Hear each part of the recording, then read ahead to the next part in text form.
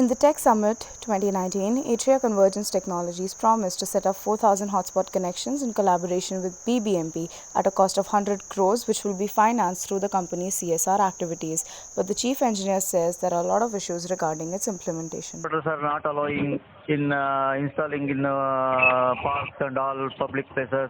That's the problem. Also, they are saying that charges are very high.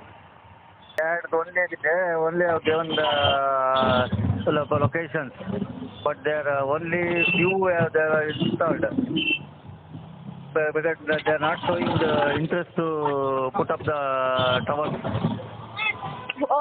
Who the telecom company? Yeah. Even though ACT promises to give these connections, the project is not yet complete. Because we just had an initial round of discussion.